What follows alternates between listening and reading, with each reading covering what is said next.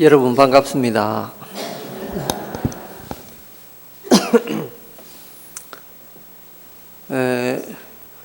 그동안 했던 그 안나율의 계율은 이제 우파리 스님의 그 계율은 지난번으로 끝나고 오늘부터는 그 라울라의 출가라고 하는 부분을 해보겠습니다. 최근에 61페이지에 되겠습니다. 우리 총무스님이 그 앞부분을 조금 읽어 주시겠습니다. 라우라의 출가. 세존께서 다시 라우라에게 이르셨다. 라우라여, 그대가 저 유마의 병문안을 다녀오지 않겠는가? 라우라가 여쭈었다. 세존이시여, 제게는 저 고매하신 분을 문병할 능력이 없으니 문득 다음과 같은 일이 생각나서입니다. 언젠가 리차비족 젊은이들이 무리를 지어 제가 있는 곳으로 와서 말했습니다. 대덕 라우라시여, 그대는 세존의 친아들이십니다. 그리고 전륜 성왕으로서의 왕위도 버리고 이렇게 출가하였습니다. 그대가 얻고자 했던 출가의 이익과 공덕은 과연 어떤 것입니까? 저는 곧 도리에 맞는 말로 출가의 공덕과 이익을 그들에게 설명해 주었는데 그곳으로 마침 유마가 다가오더니 다음과 같이 말하는 것이었습니다. 대덕 라우라시여, 출가에 따르는 공덕과 이익을 그렇게 말해서는 안 됩니다. 왜냐하면 출가에는 정작 아무런 공덕도 없고 이익도 없기 때문입니다. 대덕이시여, 뭔가 유의의 것을 이루어내는 일이라면 공덕도 이익이 있겠지요. 하지만 출가란 어디까지나 무의를 닦는 일입니다. 무의에는 공덕도 없고 이익도 없습니다. 상당히 그 의미심장한 그런 내용입니다. 출가의 이익과 공덕이 없다. 우리가 지금까지 이 스님들한테 법문 듣고 공부할 때 출가를 하면은 큰 공덕이 있고 이익이 있다 이렇게 그 배워왔는데 출가했는데 그 이익도 없고 공덕도 없다. 그러면 왜 출가를 하겠느냐? 그 이제 여기에 굉장한 그 의미가 심장한 내용이 있습니다.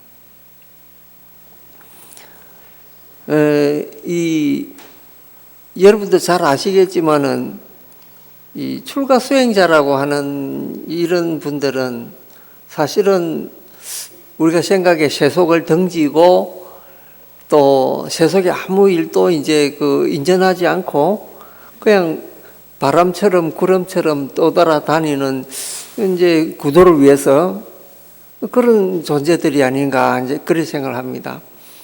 그거는 이제 어찌 보면은 요즘 만들어낸 개념이고 원래 그 인도에서 부처님 시대 때의 출가자들은 그런 분들이 아니었습니다.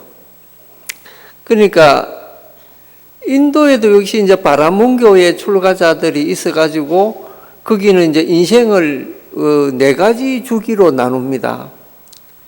이제 성장기가 있고 청년기가 있고 이제 이 성장기에서 청년기를 한 묶음으로 묶죠.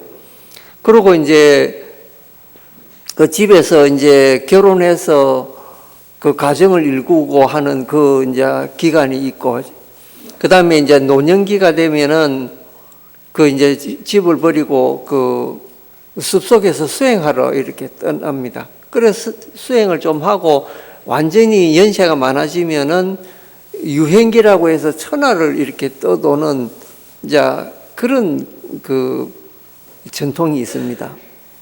그러니까 우리가 생각하는 거하고 반대죠. 우리가 생각할 때는 젊을 때 천하를 주유하면서 경험도 많이 쌓고 공부도 하면서 그래 도를 닦는 것이고 연세가 들어서는 편안하게 그 한 곳에 모여서 그냥 이렇게 이제 노년기를 맞는 게 요즘 생각하면은 수행자들도 그래야 된다는데 인도는 좀 반대였습니다. 근데 지금도 이제 여러분 인도 가셔 보면은 그 구루들이 우리나라 말로 하면 스승들이죠. 그런 분들이 연세가 아주 많은 분들이 수염도 이렇게 길게 기르고 그런 분들이 이제 겐지스 강가에 이렇게 앉아가지고 물결을 하염없이 바라보면서 그 인생을 관조하고 그 이제 어찌 보면은 좀 도가 통한 느낌도 들고 지혜가 가득한 그런 모습으로 앉아 있는 것 봅니다. 그리고 가지고 있는 거는 지팡이 하나하고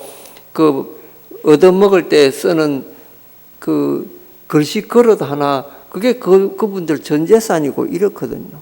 그러니까 지금도 인도에는 부처님이 계시던 2500년 전의 상황이나 지금이나 그런 사람들은 변하지 않고 그 모습 그대로 그렇게 있습니다. 근데 이제 우리는 개념이 좀 그게 이제 그거하고는 좀 반대죠. 그러니까 그분들이 그럼 산속에 수행할 때는 산속에 있는데 유행할 때는 어떻게 하느냐. 유행이라는 게 이제 노년기에 하는 거지 않습니까? 그러면 이제 노년기에는 그 집도 절도 없이 그리 다니는데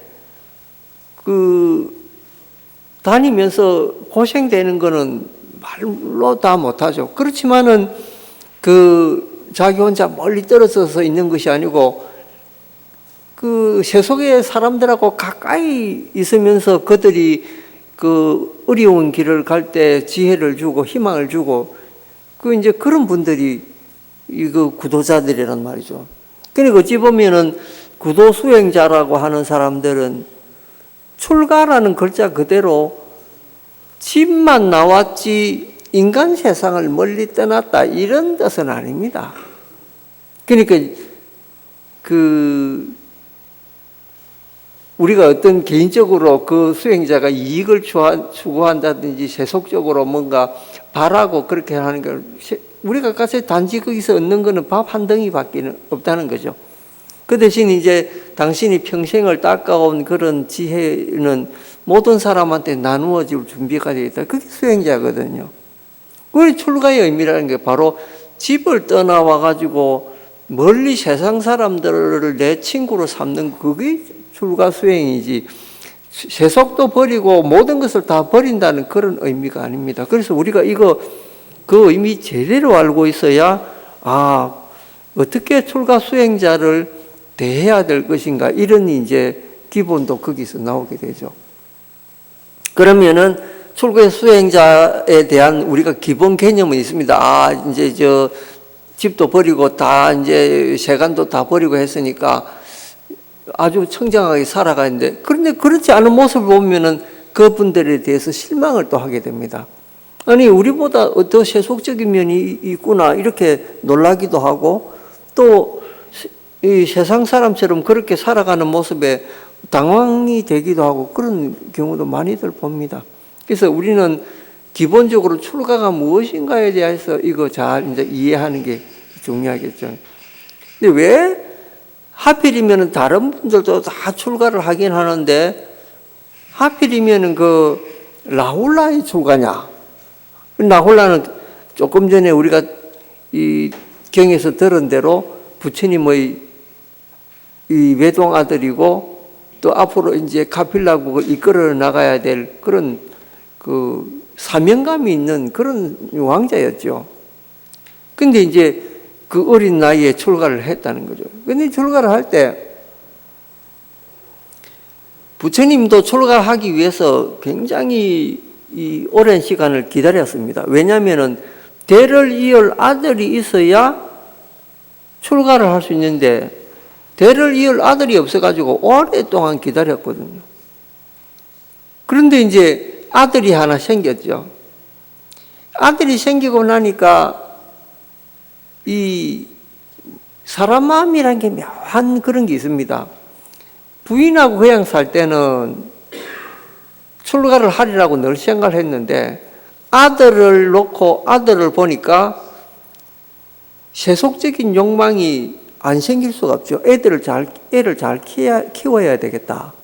그러니까 이 사랑이라는 것도 내리사랑이라는 말이 있듯이 우리 자녀들한테 하는 것처럼 부모님한테 우리가 존경과 애정을 쏟는다면 정말로 효녀 소리 들을 겁니다. 근데 부모님한테는 이상하게도 자녀들한테 하는 것만큼 그렇게 사랑을 드릴 수가 없습니다. 그거 참 신기하죠. 그러니까 부처님께서도 아들을 얻고 나니까 그 잠든 아들을 물끄러미 이렇게 보니까 마음속에 그 출가해야 되겠다는 생각을 하시면서도 속에 그 아기를 사랑하는 그런 마음이 이제 샘솟는 거죠. 그리고 이제 어떤 경전에, 남방의 어떤 경전에 보면은 그런 게 나옵니다. 부처님의 독백이 나옵니다. 뭐라고 나오느냐면요. 이제 아기가 태어나고 난 뒤에 부처님께서 부인과 그 아들이 자고 있는 그 방에 들어갑니다. 그래서 이제 보니까 이제 야쇼다라 공주하고 그 아기하고 자고 있거든요. 그 둘의 모습을 이렇게 물끄러미 바라보면서 그런 생각한 거죠. 내가 내 사랑하는 이들과 더불어서 영원히 살 수 있다면 얼마나 좋을까?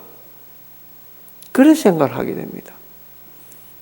그래서 나는 영원히 죽지도 않고 이 세상에 존재하는 그런 법을 얻고 싶다.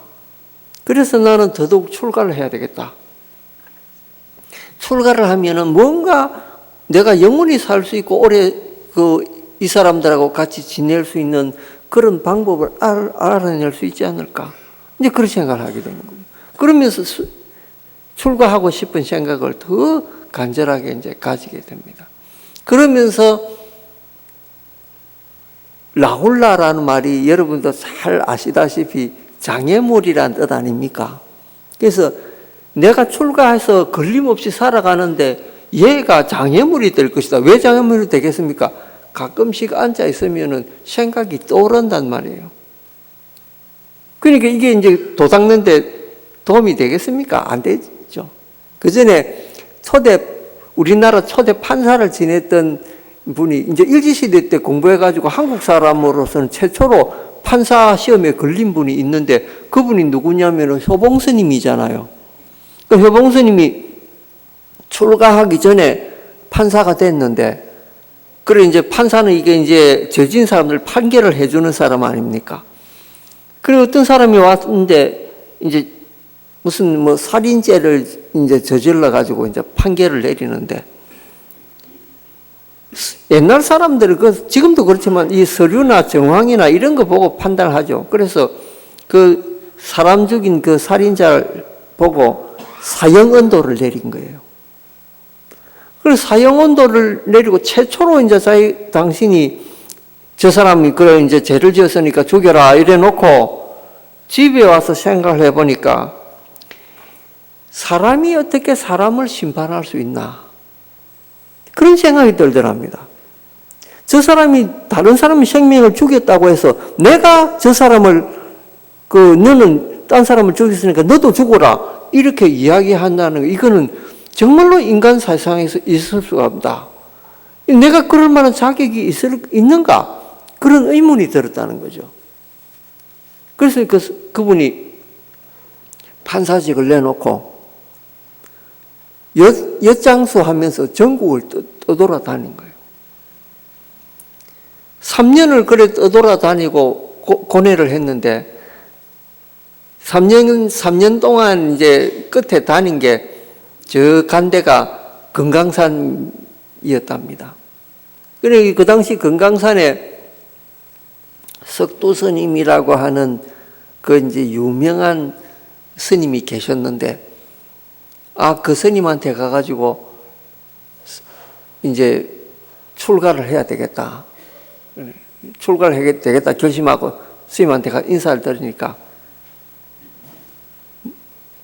뭐 하러 왔냐? 출가하러 왔습니다. 그 본인한테는 그 출가라는 게 자기가 지금 오판을 한 그에 대해서 여러 가지 죄책감도 있고 인생이란 과연 무엇이며 어디서 왔다가 어디로 가는 것인가 이런 여러 가지 그 인생의 의문에 대해서 풀리지 않는 그런 숙제를 가지고 왔단 말이에요. 그걸 해결하는 방법은 출가밖에 없었다 이 생각을 한 거죠. 그래서 이제 스님 앞에 떠보니까 스님이 그래 어디서 왔느냐? 예, 서울서 왔습니다. 서울서 어떻게 왔느냐 이러니까 여러분, 서울서 어떻게 왔습니까? 그러니까 우리는 뭐 차 타고 왔습니다. 뭐 어떻게 왔습니다. 이러겠죠. 그러니까 그래 효봉스님이 벌떡 일어나더만은 방을 한 바퀴 삥 돌면서 이렇게 왔습니다. 야, 니 10년 공부한 순사보다 낫다. 그래가 출가를 하라고 하신 거예요. 그래가 얼마나 공부를 열심히 하셨던지 이제 우리나라 대표적인 그런 큰 스님이 된 거죠. 그래가지고 이제 송강사도 이제 거기 계시면서 송강사도 이제 그 많은 수행자들이 와서 공부할 수 있게끔 그래 하시고 또 통도사하고도 인연이 있어가 말년에는 표충사 이제 와가 계시고 그랬습니다. 그러니까 우리가 생각할 때 출가라는 게 그게 이제 쉽지 않죠. 근데 그런 공부를 열심히 한 효봉스님이 어느 날 그 효봉스님 별명이 있습니다. 별명이 뭐냐면 절구통 수사입니다. 절구통처럼 한번 앉으면은 딱 요지보송 해가지고 꼼짝을 안 하고 이 화두를 들고 수행 정진을 하니까 절구통 같단 말이에요. 그 별명이 절구통 수자다. 그런데 이 절구통 수자가 한번 움직인 일이 있는데 그게 뭐냐면은 스님이 공부를 하고 있는데 앞에 보니까 당신 아들이 결혼해가지고 신혼여행을 와가지고 법당 공부하는 방 앞에 왔다 갔다 하는 거예요. 자기 아들인데 모르겠습니까? 딱 보면 알죠. 아버지라고 눈치챌까 싶어가지고 뒤로 획 돌아서 앉아버린 거예요. 사람이 정이라는 게 그만이 무섭다는 거예요. 그게 장애물 아닙니까? 공부하는데. 그러니까 부처님도 아기가 생기니까 대를 이을 왕자가 생겼다는 생각이 좋기는 한데 한편으로는 내 공부하는데 이게 장애물 될 거다. 근데 평생 장애물 되었습니다. 실제로. 그 이제 라울라 스님이 어떻게 부처님한테 장애물 됐는가 좀 이따 설명할게요. 어쨌든 그래 놓고 부처님은 이제 출가를 해버렸죠. 출가를 해가지고 도를 깨닫고 카필라 성에 이제 비구들 이제 부처님 제자들 500명을 데리고 카필라 이제 성에 이제 가셨습니다. 가셔가지고 부왕의 대접을 받으면서 이러니까 한편 이제 부처님 부인이었던 그 야쇼다라 공주는 얼마나 섭섭했겠습니까? 여자 입장으로 이런 방구도 안 하고 어느 날 밤에 갑자기 남편이 사라져가지고 스님이 되어버렸는데 속으로 원망하는 마음이 얼마나 있었겠습니까? 그러니까 부처님이 돼서 카필라국에 돌아왔다는 소리 들어도 영접도 안 나가고 자기 얼굴도 보이지도 안 하고 골방에 숨어 있는 거죠. 그래 이제 궁에 모든 사람이 다 인사를 하는데 이 야쇼다라 공주하고 이 아들만 안 보이니까 부처님께서 왜 안 보이는가 궁금해 하셨겠죠. 그런데 이제 야쇼다라 공주는 지가 뭔데 날 버리고 가가지고 부처 됐으면 그만인가? 그런 생각하고 섭섭한 마음에 부처님을 안 찾아간 거예요. 그래 이제 부처님께서 이제 그 공양을 받으시고 당신이 머무는 자리에 이제 제자들하고 같이 갔다가 아침에 탁발을 나오는데 스님들이 줄을 쭉 서가지고 밥그릇을 들고 이렇게 이제 성 위에서 보면은 쭉 밑에 가는 이런 게 보일 거 아닙니까? 그래 야쇼다라 공주가 아들 라훌라를 데리고 성 위에 루각에 올라가가지고 밑으로 내려보면서 라훌라야 저기 가는 스님들 보이느냐? 예. 저 스님들 중에서 가장 우뚝하시고 해처럼 빛나는 분 보이냐? 예, 보입니다. 저분이 너가 아버지다. 저 가가지고 유산 달라 그래라. 그러니까 이제 그때 나훌라가 9살이었거든요. 그러니까 나훌라가 어머니 말을 듣고 쪼로 내려가가지고 성문 밖으로 나가 부처님한테 향해서 절을 엎주가면서 부처님 부처님이라 했겠습니까? 아버지라 했겠죠. 아버지 유산 주세요. 부처님이 보니까 이놈이 내 아들이구나 이제 이런 생각을 하셨겠죠. 새끼 손가락을 내 가지고 이렇게 주니까 그 라훌라가 부처님 새끼 손가락을 잡고 이제 따라오는 거예요. 그래서 안한존자 보고 하시는 말씀이 얘를 출가를 시켜라. 그래가지고 이제 머리를 깎여가 출가를 시킨 거예요. 야소다라 공주 입장에서는 남편도 나가버리는 데다가 아들까지 뺏긴 게 셈이 됐죠. 자기한테 허락 없이 그냥 유산 달라고 보내놨는데 아들 데리고 절에 가버렸으니까 이거 황당한 거죠. 자, 여기서 이제 라훌라가 출가가 시작되죠. 근데 우리가 보통 이런 말 하잖아요. 우리 세속에서 늘 하는 말로 중이 제 머리 못 깎는다 이런 말 많이 들어봤죠. 근데 이 머리도 이거 오늘 어제 제가 깎았습니다. 이 중이 제 머리 못 깎는다 말 거짓말입니다. 이게 자기 머리 자기가 다 깎습니다.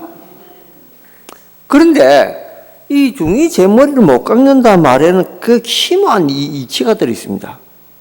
우리가 출가를 하면요, 자기 혼자 머리 밀고 성복집에 가가지고 옷 한 벌 사가지고 턱 입으면은 성녀 모양은 됩니다.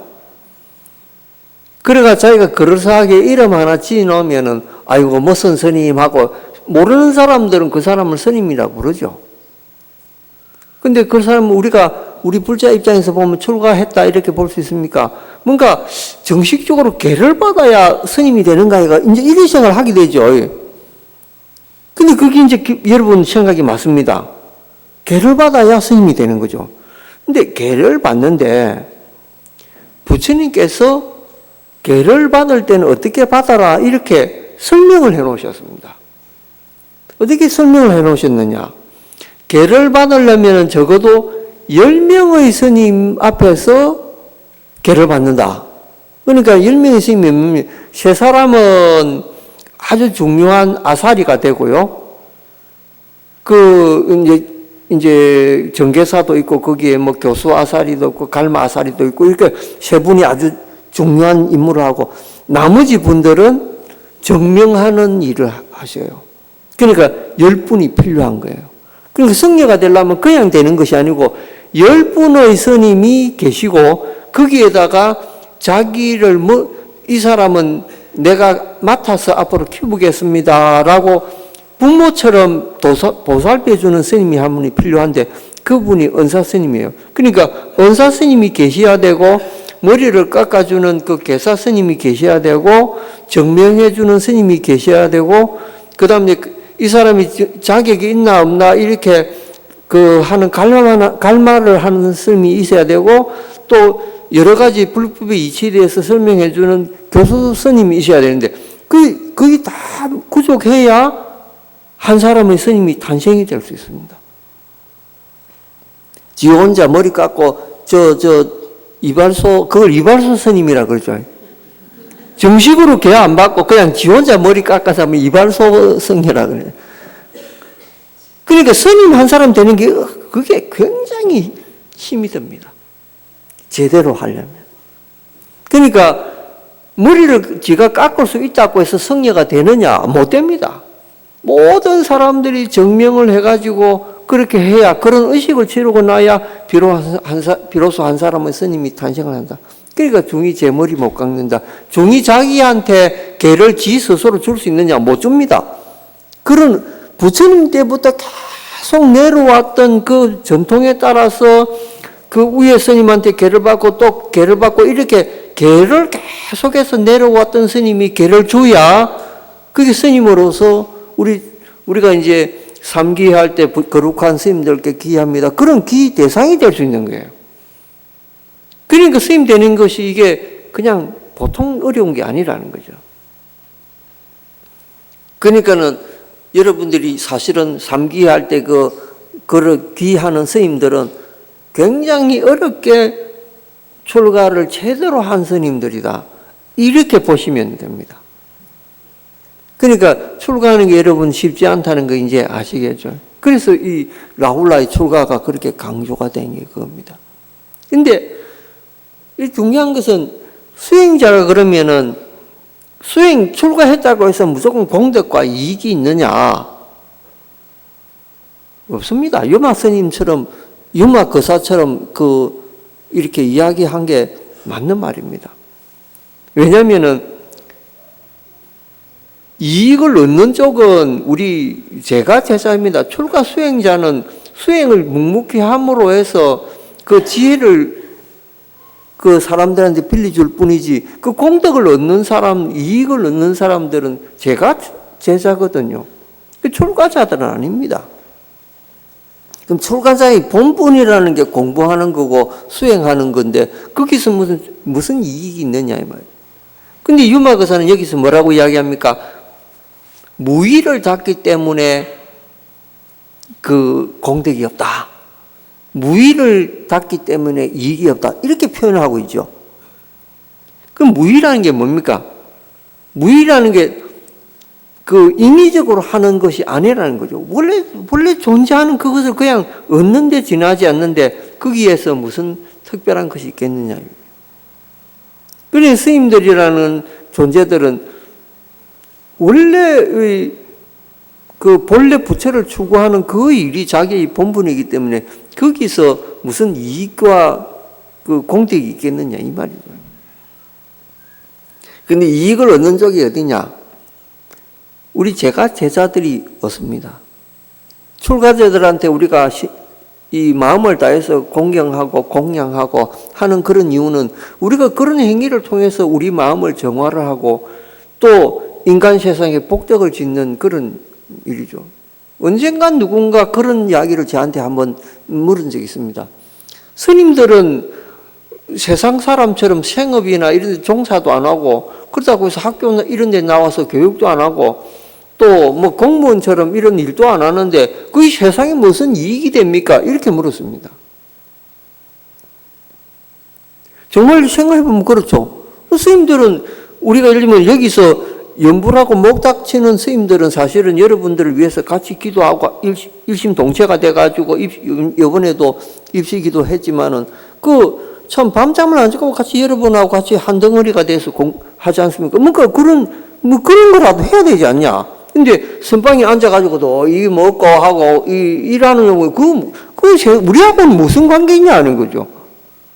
저 사람들은 자기 일하고 우리는 우리 일을 하는데 예를 들면 밖에서 청소하는 분들은 청소를 하기 때문에 우리가 그 깨끗한 거리를 다니고 또는 붕어빵 파는 분들은 붕어빵을 파니까 우리가 지나가면서 사 먹고 있는데 뭔가 우리 이 사람들끼리 고기가 있고 거기서 뭔가 이익들이 있다는 거죠. 그 스님들이 산속에서 그렇게 함으로써 우리 중생들한테 뭔 이익이 있냐? 이렇게 묻는 거예요. 그거 묻는 건 너무나 당연한 거죠. 그래서 제가 이렇게 대답했습니다. 이 브라질에 가면은 아마존 강이라고 하는 강이 있는데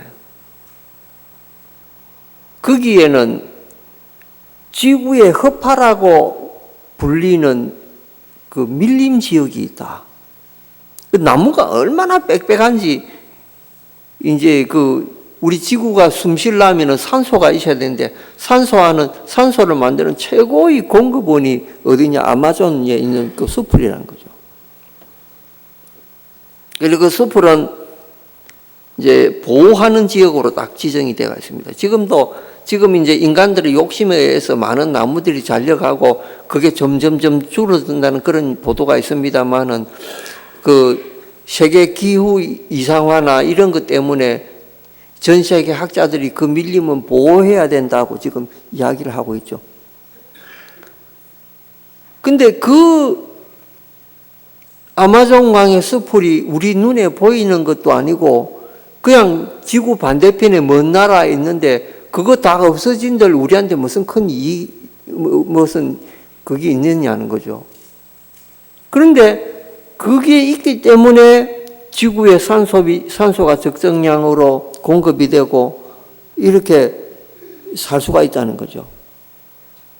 만약에 산림이 모두 헐벗어 버리면은 그 산소를 내뿜을 수 있는 그런 나무들이 없어지면 지구인들이 못 삽니다. 그래서 성녀들은 그 아마존강에 있는 나무와 같은 존재다. 우리 눈에 현재 보이지 않고 아주 먼 나라에 있지만은 그것이 존재를 하기 때문에 우리 지구인들이 숨쉬고 살 수 있는 것처럼 어딘가에 청정하고 이 인류의 그 영혼을 생각하는 그런 존재들이 하고 있기 때문에 지구는 그래도 숨을 쉬고 산다. 그렇지 않으면 악으로 가득한 세상이 될 것이다. 여러분 어저께 뉴스 들어봤지만은 그 무고한 생명들이 프랑스 파리에서 그래 사라지면 누구에 의한 거냐? 그것도 종교인에 의해서 그래 된 거죠. 그 종교가 그렇게 무서운 거죠.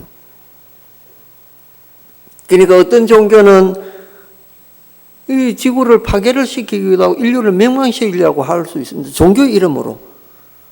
예를 들면은 천주교가 종교의 이름으로 남미에서 사람을 죽인 게 1억 명 가까이 됩니다. 지금 우리나라 생각 천주교 이러니까 막 아주 참 거룩한 이런 종교같이 들리죠. 근데 천주교가 자행한 그 악랄한 행동, 물론 과거의 일이지만 그 기독교 제약사라고 하는 책이 있습니다. 그 책에 보면은 엄청나게 많은 그 사람들을 죽였다는 거예요. 자기 종교를 갖다가 하기 위해서. 그러니까 이게 종교의 무서운 게 바로 이런 데 있거든요. 그러면 출가자들이라는 게 뭐냐? 출가자들은 정말로 인류를 사랑하는 그런 마음이 기본적으로 안 돼 있으면은 그건 출가자라고 할 수가 없죠. 그러니까 산속에서 우리가 여러분과 같이 더불어서 이렇게 생업에 종사하지 않고 그렇게 하더라도 우리 인류의 영혼을 지켜주는 그런 존재, 그럴 수 있는 것이 그게 출가 수행자들이 할 수 있는 일이거든요. 그래서 출가 수행자는 존중받고 공양을 받는다. 이런 뜻이 그 안에 내포가 되어 있습니다. 그냥 받는 게 아닙니다. 그러면은 그거를 아는 수행자들은 사실은 가슴이 섬뜩하죠. 등골이 오싹합니다. 왜 그렇습니까? 책임이 너무 무거운 거죠. 인간의 영혼을 책임지고 있다라고 하는 것은 이건 대단한 일이 아닐 수가 없습니다. 그 정도로 무거운 사명감, 무거운 무게감 이런 것이 짓누르기 때문에 요즘 스님네들 스트레스 많이 받습니다. 왜? 자기 뜻대로 못 살거든요. 그래 어느 그 출판하는 분이 그런 이야기를 했습니다. 요즘 스님들을 타락시키는 게 뭡니까? 그래 그분이 볼 때 뭐냐? 스님 저는 스마트폰 같아요. 여러분도 잘 아시다시피 그 지하철이나 이런 데 가면은 사람 10명 앉아 있으면은 8명은 전부 다 목 이래가지고 이거 보고 있잖아요. 요새는 어느 정도까지 가느냐면 친구하고 같이 카페를 갑니다. 카페를 가면은 둘이 앉아서 커피 한 잔 놓고 마주 앉아서 이야기하는 것이 아니고 그 사람들이 만났는데 폰 열어가지고 카카오톡인가 그걸로 잘 있었니? 그럼 저쪽에서 또 보냅니다. 잘 있었어. 너 점심 뭐 먹었니? 뭐 이런 식으로 이걸 보면서 사람끼리 이야기하지 뭐 기기를 통해서 이야기하는 많습니다.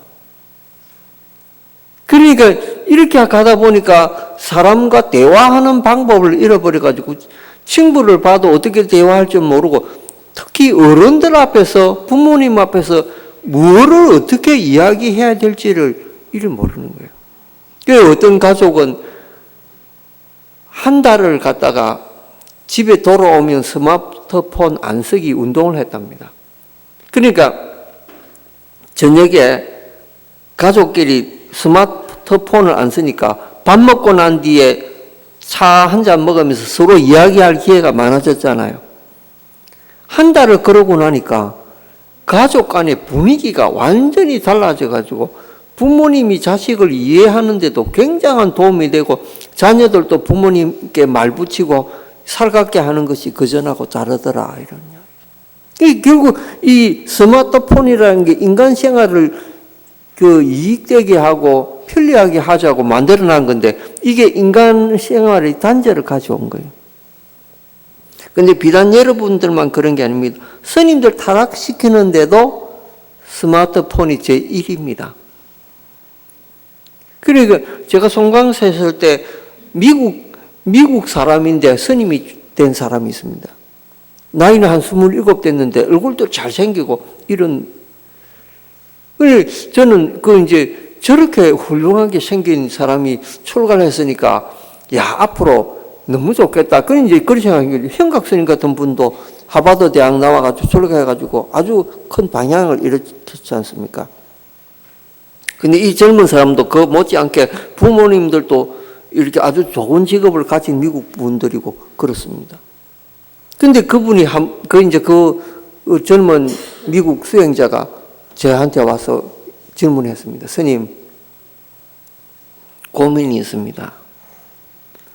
이거 계율에 어긋나는지 않는지 모르겠습니다. 그건 뭐냐? 스마트폰을 가끔씩 뛰다 보는데, 이제 그 젊은 사람들이니까 저는 이 스마트폰을 이 2가지밖에 안 씁니다. 전화 걸고 받고 하고 문자 메시지 확인하고 이거밖에 안 씁니다. 이 안에 무슨 구글이나 이런 건 저는 안 씁니다. 그러니까 기능이 아주 단순한 거죠. 근데 이제 요새 젊은 사람은 이거 가지고 온갖 거 다 하지 않습니까? 그러니까 이제 그 젊은 미국 스님도 그걸 가지고 온갖 거 사용하다가 검색을 이래 하다가 뭘 이래 보다가 보면은 이상한 그 사진 같은 게 가끔 나오지. 근데 자기도 모르게 그 세계에 빨려 들어가지고 그걸 보고 있다는 거예요. 그래, 언론이 이제 이걸 듣고, 아이고, 이건 내가 잘못했구나 하고. 근데 그런 일이 종종 있는데, 그게 죄책감이 됐던 모양이에요. 그래, 와가지고, 스님, 제가 부처님한테 죄진 것 같은데, 이거 어떻게 하면 되겠습니까? 휴대폰을 버려라, 이러겠습니까? 그건 곤란하거든요. 늘 쓰는 거니까. 제가 그랬습니다. 스님, 나이가 몇이요? 예, 저 27입니다. 27 되면 다 그럴 만한 때다. 죄책감까지 말아요. 보조국사 스님께서 그런 말씀 하셨거든요. 이 깨달음을 추구하는 것보다는 순간순간에 그 번뇌가 일어나는 걸 알아차리는 게 더 중요하다. 정말에서 번뇌를 제거하려고 노력하는 것이 아니고, 번뇌가 일어나고 있구나라고 자각하는 것이 더 중요하다. 이런 말씀 하셨거든요. 그게 답입니다. 여러분, 번뇌 완전히 제거하기가 쉽겠습니까? 그리고 그 제거하려고 한들 제거가 완벽하게 되겠습니까? 번뇌라고 하는 것은 파도의 물결과 같아가지고 끊임없이 들어오는 건데, 그거를 인위적으로 거부할 수 있다고 생각합니까? 어렵습니다. 그건 뭐냐? 보조스님이 말씀하신 그대로입니다. 번뇌가 일어나고 있구나라는 걸 알아차리는 게 중요하다는 거죠. 우리는 번뇌 그냥 휩쓸려 가고 있는데 그 휩쓸려 가는 것보다는 번뇌가 일어나는 거 아는 것이 더 중요하다. 그러면 그 아는 데서부터 정화가 시작된다 이 말이거든요. 그래서 보조 스님께서 깨달음이 어렵지 않다고 말씀하신 이유가 바로 여기에 있습니다. 그래서 여러분들도 집에서 번뇌 망상 많이 일어난다고 고민하실 필요 없다는 거예요. 알아차리는 게 중요하다. 라울라의 출가는 이렇게 깊은 뜻을 가지고 있습니다. 출가라는 게 단순히 머리 깎고 절에 생활한다고 해서 출가가 되는 게 아니라, 그러니까 여러분도 출가 수행자가 보면은 저분이 제대로 가지고 가고 있는 분인가 아닌가는 이렇게 말 몇 마디 해보면 합니다. 그런 분들한테 여러분들은 공양 올리고 예배를 해야 진정한 이익과 공덕이 된다. 이렇게 말씀드릴 수 있습니다. 다음 기회에 뵙겠습니다. 감사합니다.